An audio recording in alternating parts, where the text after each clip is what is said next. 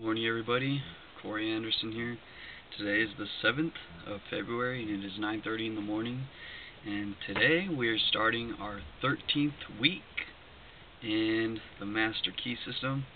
We're very excited to see what this chapter has for us. Last week we learned about this statement. He said, first we must have the knowledge of our power. Second, we must have the courage to dare. And then third, the faith to do. So we need to have information about who we are, what we could do for ourselves, and how we could create our own reality. Second, we must have the courage to actually put all this into practice for ourselves and to make our dreams become a reality. And then third, we must be able to take the necessary actions, because it must be an act of faith as well. Not just faith in here, but you must have faith in the actions that you take. Okay. Then we also learned that about the law of attraction is also known as the law of love, because God is love, and we are all surrounded by an infinite ocean of loving substance. Okay, it has created all things within itself. All things within it move within itself, and this thing is what holds every single thing into place, including you and me, this camera that I'm on, this quick 1 minute oatmeal that I'm recording this on. Oatmeal is very good for you. It's your wheat, and it's also very healthy carbs. Okay, it's one of the best things to eat, especially in the morning. Okay, but aside from the nutrition as of right now, okay, we're going over mental stuff in the mind and how we can literally make what we want to happen. And just always remember that thought is the first level of creation, words are the second level of creation, and actions are the third level of creation. You must take actions, because it is actions that make this coconut water move up and down. It is the thought of moving it up and down which causes me to take the action of moving it up and down. My thoughts itself will not move this thing up and down, but it will cause the actions of it to take form. Okay, that is why you not only must have faith in here, but you also have to have faith in the actions that you take. And continue with the law of attraction as being the law of love. We must emotionalize our thoughts. We must have a connection with our thoughts. We must give feeling to our thoughts so we could feel it to be true. We feel its reality, because if you just, without emotion, the thought is just a thought. You have no connection with it. But once you mix it with feeling, you're breathing life into it. You're giving it life. And you establish that connection, and in turn it becomes a part of who you are. It's pretty amazing. And we also learned that people cannot completely grasp a new idea until they have a corresponding brain cell that is able to receive that idea. Remember the example that he used of the tuning fork. The tuning forks will only vibrate to the ones that they are in tune with, and your brain cells could be likened to the same way. They won't vibrate in tune with a specific frequency unless they are in tune with it. And how do you make those how do you make those corresponding brain cells in tune? Concentration, meditation, repeated thoughts about it. Remember, it has to become habitual. You have to build those neural pathways within the self. Okay, you're literally changing the structure of your brain by what you think. It is our tissue, it is our tool. We learned it in another chapter. I believe it was chapter 6. Wow, was it that far? But he basically goes over the most fundamental, foundational, most interesting instrument that has ever been created, and that is your brain, your own computer system. And that's basically everything that we learned last week. Now we are definitely excited to see what we're going to learn this week in part 13. So, to begin with, here's the introduction. Physical science is responsible for the marvelous age of invention in which we are now living, but spiritual science is now setting out on a career whose possibilities no one can foretell. Spiritual science has previously been the football of the uneducated, the superstitious, the mystical, but men are now interested in definite methods and demonstrated facts only. We have come to know that thinking is a spiritual process, that vision and imagination precede action and event, that the day of the dreamer has come. The following lines by Mr. Herbert Kaufman are interesting in this connection. Quote, "They are the architects of greatness. Their vision lies within their souls. They peer beyond the veils and myths of doubt and pierce the walls of unborn time. The belted wheel, the trail of steel, the churning screw are shuttles in the loom on which they weave their magic tapestries. Makers of empire, they have fought for bigger things than crowns and higher seats than thrones. Your homes are set upon the land a dreamer found. The pictures on its walls are visions from a dreamer's soul. They are the chose few, the blazers of the way. Walls crumble and empires fall. The tidal wave sweeps from the sea and tears a fortress from its rocks. The rotting nations drop off from time's boff, and only things the dreamers make live on." End quote. Part 13, which follows, tells why the dreams of the dreamer come true. It explains the law of causation by which dreamers, inventors, authors, financiers bring about the realization of their desires. It explains the law by which the thing pictured upon our mind eventually becomes our own. Now remember that loving quote that our greatest teacher ever taught us? That it is done unto us as we believe. You know, your mind has like fingers, and whatever you are thinking, you're releasing in this original substance, as Wallace D. Wattles calls it, this universal mind, this conscious intelligence. You know, we are one and identical with this intelligence, and it has embodied itself in us, and has individualized itself in us, in each, every single living creature, having an experience of its own as this specific entity. And yeah, there's so much that we are capable of doing, and just all we have to do is comply with the law, learn about the laws, learn about ourselves and how we are connected with the divine, and how just from our thoughts and actions it uses in its words, in our words, and how it takes these and it creates our own from what we give out, because what we give out we always get back. Okay. Now part 13. It has been the tendency, and as might be proved, a necessity for science to seek the explanation of everyday facts by a generalization of those others which are less frequent and form the exception.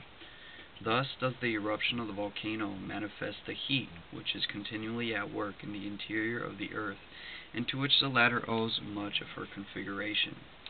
Thus does the lightning reveal a subtle power, constantly busy to produce changes in the inorganic world, and, as dead languages now seldom hear, were once rolling among the nations, so does a giant tooth in Siberia, or a fossil in the depth of the earth, not only bear record of the evolution of past ages, but thereby explains to us the origin of the hills and valleys which we inhabit today.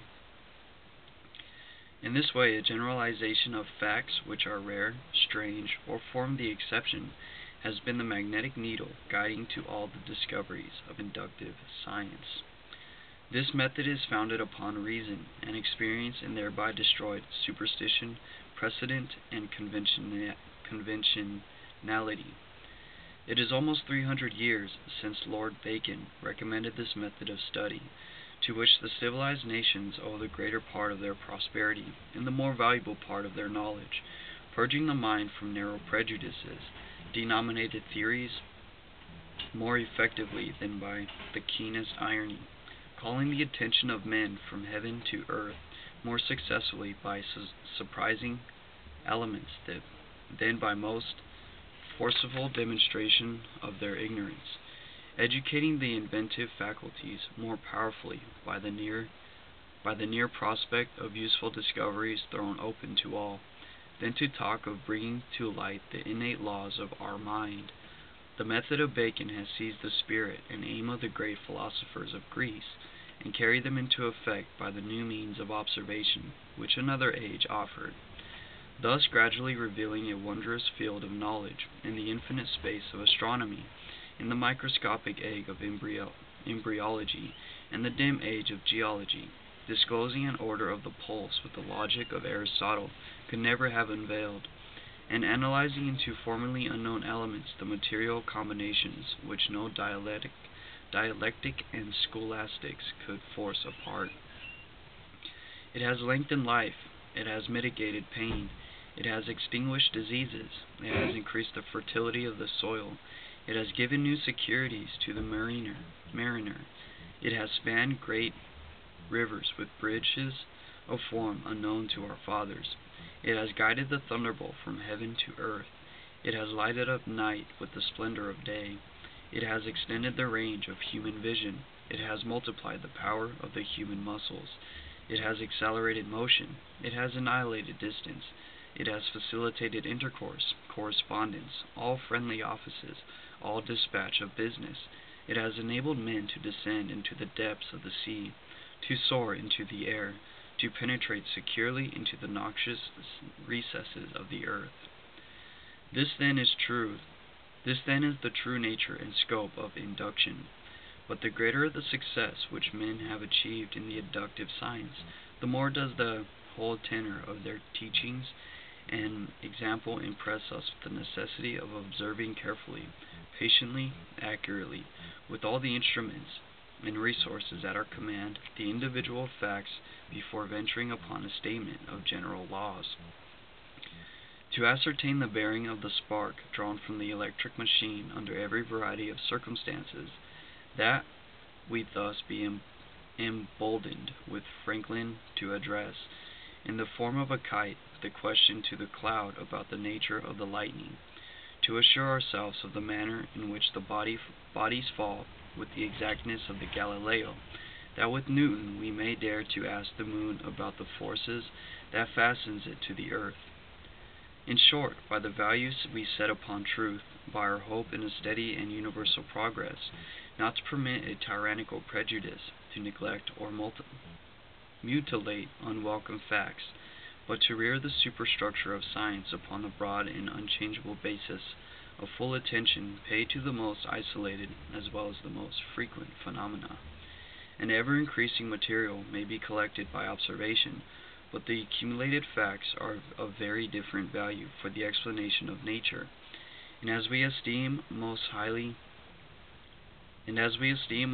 those useful qualities of men which are the rarest occurrence, so does natural philosophy sift the facts and attach a preeminent importance to that striking class which cannot be accounted for by the usual and daily observation of life. If then we find that certain persons seem to possess unusual power, what are we to conclude? First, we may say that it is not so, which is simply an acknowledgment of our lack of information, because every honest investigator admits that there are many strange and previously unaccountable phenomena constantly taking place. Those, however, who become acquainted with the creative power of thought will no longer consider them unaccountable. Second, we may say that they are the result of supernatural interference, but a scientific understanding of natural laws will convince to us that there is nothing supernatural. Every phenomenon is the result of an accurate, definite cause, and the cause is an immutable law or principle which operates with invariable precision, whether the law is put into operation consciously or unconsciously. Third, we may say that we are on forbidden ground, that there are some things which we should not know. This objection was used against every advance in human knowledge. Every individual who ever advanced a new idea, whether a Columbus, a Darwin, a Galileo, a Fulton, or an Emerson, was subjected to ridicule or persecution, so that this objection should receive no serious consideration, but on the contrary, we should carefully consider every fact which is brought to our attention. By doing this, we will more readily ascertain the law upon which it is based. It will be found that the creative power of thought will explain every possible condition or experience, whether physical, mental, or spiritual. Thought will bring about conditions in correspondence with the predominant mental attitude. Therefore, if we fear disaster, as fear is a powerful form of thought, disaster will be the certain result of our thinking, and it is this form of thought which frequently sweeps away the results of many years in toil and effort. There is one thing I would love to attach to this sentence. When he says, thought will bring about conditions in correspondence with the predominant mental attitude. Now, if you weren't with me while we were reading our Science of Being series by Wallace D. Wattles. He talks about how we are all thinking centers, and our mind is a center of divine center, and a channel for the universal intelligence to operate through, our minds and our bodies. And as a thinking intelligence, we have the ability to think our own thoughts, to make our own intelligence. And whatever thoughts we think, whatever thought forms that we have, not only do we embody this thought form and we express it in the outer world, but we're also setting things in motion with the universal. Remember, that things are done unto us as we believe, that the universal acts on our own methods of thinking, how our thoughts are like roots and they get rooted into the universe. You could almost look at it like as if we were like the universe is a tree, just the tree of life, and us, we're the roots, and each individual embodiment is the root of this infinite tree. And as the roots, we have the ability to ourselves create our own we have our own mental roots too, and as we think, we're rooting out back into the universe. How we are all, that is how we are connected. That is one way of looking at it. There's many different ways of looking at it, but that is how we are one with our Father. Like Jesus would say, I and my Father are one. You and your Father are one. All of us and God are one.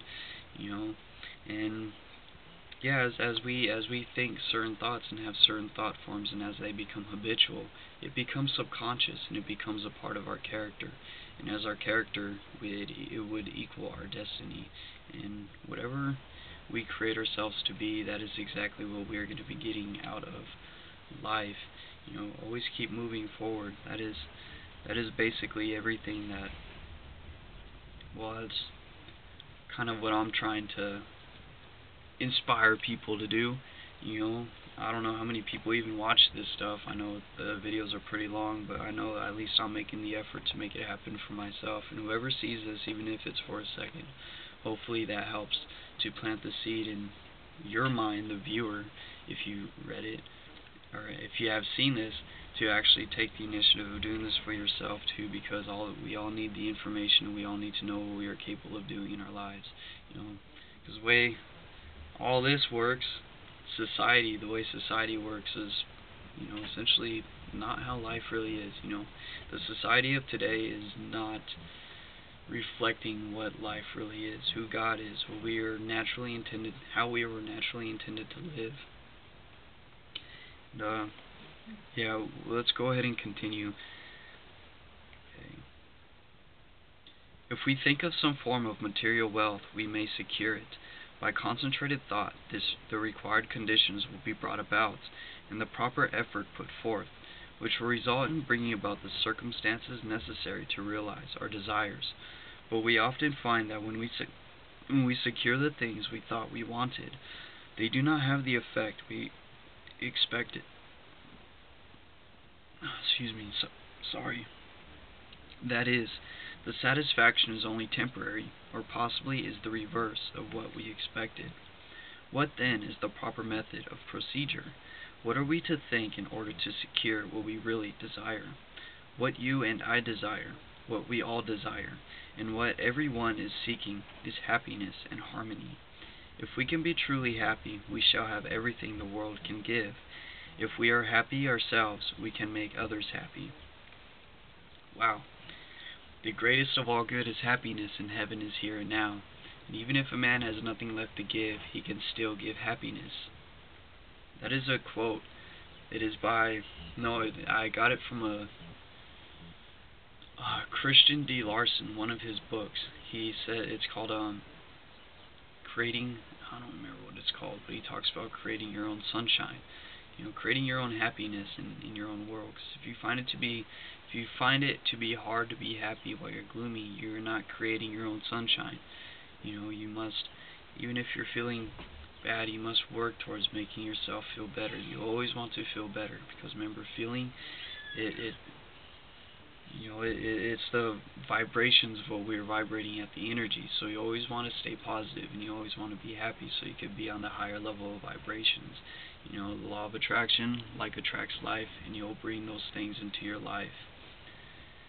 You know, the biggest thing about life is constantly fighting your own internal world, or constantly, I don't want to say fighting, controlling, having the internal world under control, you know, self-control, temperance, self-control. Okay. But we cannot be happy unless we have health, strength, and congenial friends, pleasant environment, sufficient supply, not only to take care of our necessities, but to provide for the comforts and luxuries to which we are entitled. The old orthodox way of thinking was to be a worm, to be satisfied with our portion, whatever it is. But the modern idea is to know that we are entitled to the best of everything, that the Father and I are one, and that the Father is the universal mind, the Creator, the original substance from which all things proceed. Now, admitting that this is all true in theory, and it has been taught for 2,000 years, and is the essence of every system of philosophy or religion, how are we to make it practical in our lives? How are we to get the actual, tangible results here and now? In the first place, we must put our knowledge into practice. Nothing can be accomplished in any other way. The athlete may read books and lessons on physical training all his life, but unless he begins to give out strength by actual work, he will never receive any strength. He will eventually get exactly what he gives, but he will have to give it first. It is exactly the same with us. We may get exactly what we give, but we shall have to give it first. It will then return to us manyfold, and the giving is simply a mental process. And the giving is simply a mental process, because thoughts are causes and conditions are effects. Therefore, in giving thoughts of courage, inspiration, health, or help of any kind, we are setting causes in motion which will bring about their effect. Thought is a spiritual activity and is therefore creative. But make no mistake, thought will create nothing unless it is consciously, systematically, and constructively directed. And herein is the difference between idle thinking, which is simply a dissipation of effort, and constructive thinking, which means practically unlimited achievement. We have found that everything we get comes to us by the law of attraction. A happy thought cannot exist in an unhappy consciousness. Therefore, the consciousness must change, and as consciousness changes, all conditions necessary to meet the changed consciousness must gradually change in order to meet the requirements of the new situation. In creating a mental image or an ideal, we are projecting a thought into the universal substance from which all things are created. This universal substance is omnipresent, omnipotent, and omniscient. Are we to inform the omniscient as to the proper channel to be used to materialize our demand? Can the finite advise the infinite? This is the cause of failure, of every failure. We recognize the omnipresence of the universal substance, but we fail to appreciate the fact that this substance is not only omnipresent, but is omnipotent and omniscient, and consequently will set causes in motion concerning which we may be entirely ignorant. We can best conserve our interests by recognizing the infinite power and infinite wisdom of the universal mind, and in this way become a channel whereby the infinite can bring about the realization of our desire. This means that recognition brings about realization. Therefore, for your exercise this week, make use of the principle. Recognize the fact that you are a part of the whole, and that a part must be in the same in kind and quality as the whole. The only difference there can possibly be is in degree. When this tremendous fact begins to permeate your consciousness, when you really come into a realization of the fact that you, not your body, but the ego, the I, the spirit which thinks, is an integral part of the great whole, that it is the same in substance, in quality, in kind, that the Creator could not create nothing different from Himself, you will also be able to say, the Father and I are one, and you will come into an understanding of the beauty, the grandeur, the transcendental opportunities which have been placed at your disposal. Now here's a quote by Franklin. It says, "Increase in me that wisdom which discovers my truest interest. Strengthen my resolution to perform that which wisdom dictates." End quote. And now for our lovely study questions and answers for part 13. 1. What is the method by which natural philosophers obtain and apply their knowledge? To observe individual facts carefully, patiently, accurately, with all the instruments and resources at their command, before venturing upon a statement of general laws. 2. How may we be certain that this method is correct? By not permitting a tyrannical prejudice to neglect or mutilate unwelcome facts. 3.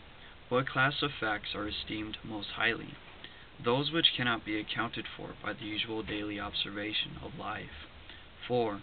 Upon what is this principle founded? Upon reason and experience. 5. What does it destroy? Superstition, precedent, and conventionality. 6. How have these laws been discovered? By a generalization of facts which are uncommon, rare, strange, and form no exception. 7. Okay, the last one was 6. Okay, this one is 7. How may we account for much of the strange and heretofore unexplained phenomena which is constantly taking place? By the creative power of thought. 8. Why is this so? Because when we learn of a fact, we can be sure that it is the result of a certain definite cause, and that this cause will operate with invariable precision. 9. What is the result of this knowledge? It will explain the cause of every possible condition, whether physical, mental, or spiritual. And 10. How will our best interests be conserved? By a recognition of the fact that knowledge of the creative nature of thought puts us in touch with infinite power. Okay, and that is the end of part 13. Remember, we're sticking to one part for the entire week, so next week we'll finally be able to go over part 14. But in the meantime, we got to reread everything that is in here and keep rereading it so we could get more and more out of it than what we read the first time. Remember, each time you read something, you get more out of it. Not because, half of it is because you did miss it the first time, even though you read it, but also because you're different and you're taking in more and more of it. You grow more each and every day, and as you grow more, you understand more of what it is that has been given to you. And with that being said, if you made it to the end of this video, I appreciate you, and thank you for watching, and thank you for taking the time to actually seeing the kind of information that these type of books have, because we are here to grow and we are here to develop physically, mentally, and spiritually. Okay, and we're not here doing this alone. We would love to encourage you to do this with us, because this is your life. Okay, no one can live a full and happy life if they're not healthy. No one can live a full and happy life without intellectual stimulation. And no one can live a fully happy life without knowledge and information about who they really are in their being and how they could manifest and use the natural laws of the universe and create the life that they desire. With that being said, it's time for us to go to the gym, get our health going for the day, and thank you for watching. And remember our daily affirmations that I am the light of the world, we are the lights of the world, you and me, and together we can make a difference. Okay, that is by far my favorite quote. I actually made it myself, and I wrote it on my wall. I would show you right now, but my room's a little messy, and well, you know what, I'll go ahead and show you anyway. Okay.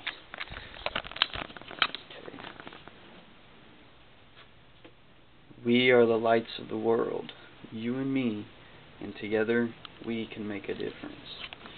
Because you're created to do great things, we are all created to do great things, and we are all part of this universal intelligence. And as God is infinite, you have been given the power, infinite powers, to manifest in your reality. And with that being said, I'm going to go ahead and end it here. I know this video is pretty long, so I'll see you later. Take care.